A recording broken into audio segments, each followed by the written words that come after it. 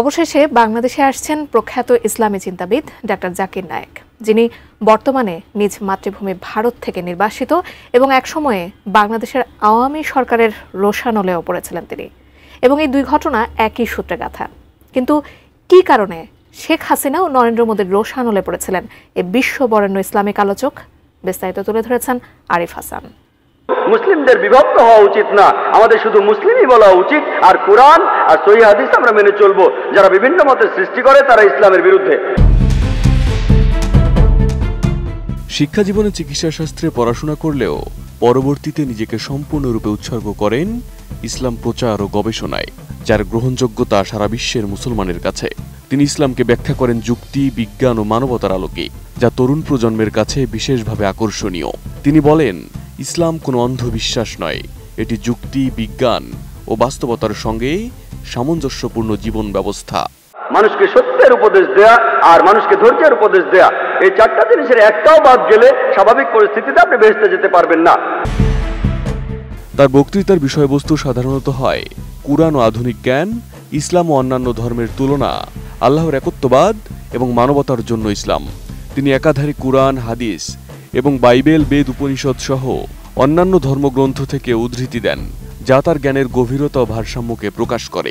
আমরা আমাদের মা বোনদের লোকজনের সামনে সাজিয়ে দেখাতে চাই না, তাদের সম্মান করি, তাদের ভালোবাসি, তাদের শ্রদ্ধা করি। আমরা মহিলাদের ছোট করি না।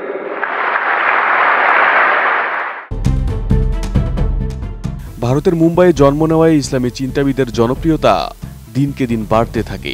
তার এক একটি সেমিনারে তার কাছে তর্কে নাস্তানাবুদ হতেন বিভিন্ন ধর্মের পাণ্ডিত্যরা। প্রতিটি সেমিনারে তার কুরআন ও বিজ্ঞানের যুক্তিতে মুগ্ধ হয়ে ঝাঁকে ঝাঁকে ইসলামের ছায়াতলে আসতেন অন্য ধর্মাবলম্বীরা। আর এটাকেই হুমকি হিসেবে দেখেছে নরেন্দ্র মোদীর বিজেপি সরকার। তাহলে বেহেশতে যেতে হলে ঈমান থাকতে হবে। সবগুলো স্তম্ভের কথাই বলেছি। একজন সৃষ্টিকর্তা আছেন, নবী রাসূল আছেন, তারপর পরকাল আছে, কিতাব আছে, ইত্যাদি।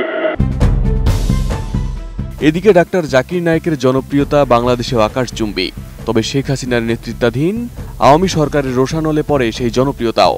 2008 সালে ক্ষমতায় আসার পর ইসলামপন্থীদের নানাভাবে কোণঠাসা করে রাখে তৎকালীন প্রশাসন। শাপলা চত্বরে হত্যাকাণ্ড, বিচারিক হত্যাকাণ্ড, গুম, খুন, এমনকি বিভিন্ন জঙ্গি নাটক তার বড় উদাহরণ। নতুন বাংলাদেশ গড়তে এলো জুলফিকার স্টিল। জুলফিকার স্টিল, ইস্পাত দৃঢ় অঙ্গীকার। 2008 সালে বাংলাদেশে ঘটে হোলি আর্টিজেন হামলা। এই হামলায় উগ্রপন্থী কিছু তরুণের হাতে নিহত হন 22 জন, যাদের মধ্যে বিভিন্ন দেশের নাগরিকরাও ছিলেন। আর এই হামলার পর ভারতীয় গণমাধ্যমে শুরু হয় এক ধরনের মিডিয়া ট্রায়াল। সেখানে দাবি করা হয় ডাক্তার জাকির নায়েকের বক্তব্যে অনুপ্রাণিত হয়ে জঙ্গির পথ বেছে নিয়েছিলেন সেসব তরুণ। ভারত দাবি করে তার বক্তব্যে নাকি চরমপন্থা ছড়ানোর উপাদান রয়েছে। এর জেরেই ভারত সরকার তার সংস্থা ইসলামিক রিসার্চ ফাউন্ডেশনের কার্যক্রম স্থগিত করে এবং পরবর্তীতে ইউএপিএ আইন অনুযায়ী তা বেআইনি ঘোষণা করা হয়। ভারত থেকে সম্প্রচার বন্ধ করা হয় তার পিস টিভির। এরপর একই দাবি করে বাংলাদেশের তৎকালীন সরকারও। ডাক্তার জাকির নায়েকের বক্তব্য প্রচার বন্ধ করতে ডাউনলিংক পারমিশন বাতিল করা হয় বাংলাদেশে। অবশেষে বদলেছে সেই প্রেক্ষাপট। শেখ হাসিনার পতনের মধ্য দিয়ে আবারও বিশ্বখ্যাতি সম্পন্ন ইসলামিক আলোচকের বক্তব্য এবার সশরীরে দেখতে ও শুনতে পারবেন বাংলাদেশের মানুষ, কারণ বাংলাদেশে আসছেন তিনি। জানা গেছে আগামী নভেম্বর মাসে তিনি অংশ নেবেন একটি বিশেষ মেগা লেকচার ইভেন্টে, যা আয়োজন করছে স্পার্ক ইভেন্ট ম্যানেজমেন্ট। সংস্থাটির প্রোপাইটার আলীরাজ জানিয়েছেন, আগামী 20 অক্টোবর এক সংবাদ সম্মেলনের মাধ্যমে পুরো আয়োজনের সময়সূচি, স্থান ও বিস্তারিত তথ্য প্রকাশ করা হবে।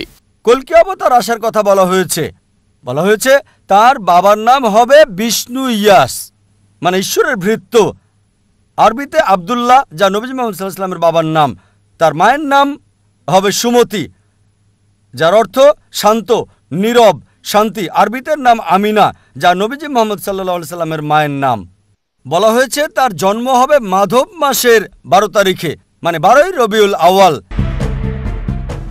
প্রাথমিক পরিকল্পনা অনুযায়ী 28 এবং 29 নভেম্বর ঢাকায় অনুষ্ঠিত হবে ডাক্তার জাকির নায়েকের প্রথম বক্তৃতা।